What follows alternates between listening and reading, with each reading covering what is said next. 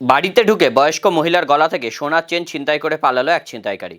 ঘটনায় চাঞ্চল্য ছড়ালো শিলিগুড়ির লেকটাউন এলাকায়।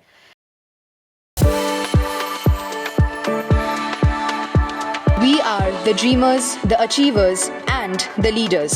Come, join us today. জানা গিয়েছে, লেকটাউনের মহাশক্তি কালীবাড়ি এলাকার বাসিন্দা বেলারানী দে সকালে স্নানের জন্য বাথরুমে ঢোকেন। দরজা সামান্য খোলা রেখে স্নানের জন্য জল ভরছিলেন মহিলা। সে সময় এক দুষ্কৃতী বাড়িতে ঢুকে তার গলা থেকে সোনার চেন ছিনতাই করে চম্পট দেয় বলে অভিযোগ।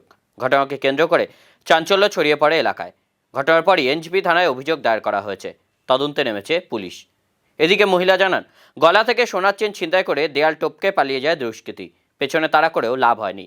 মাথায় টুপি ও মুখে মাস্ক ছিল ওই ছিনতাইকারীর। ঘটনার পর থেকেই আতঙ্কে রয়েছেন তিনি।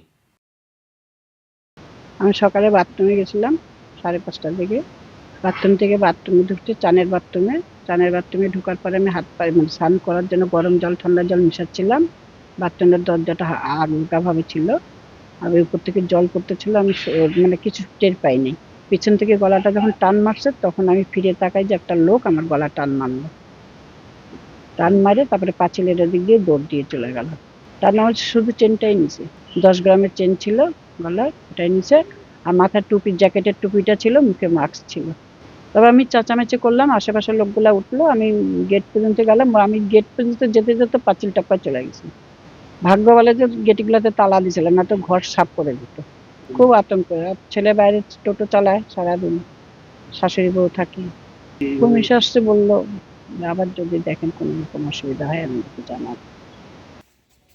বলুন বলুন কি হয়েছে? এখানে গরম জল করছে তো, গরম জল করে এই বালতিটা করে নিয়ে আসতে পারি। আমি বালতিটা ধুয়ে এরকম করে এই জিনিসটা এটার মধ্যে এরকম আটকানো ছিল। এটা টান মারছে, এটা খুলে গেছে। তখন আমি পিছন থেকে টান মারছে, আমি তখন চেঁচামেচি করছি।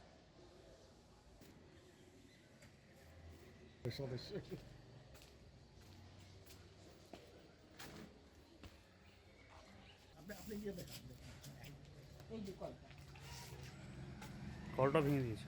ওই যে কলটা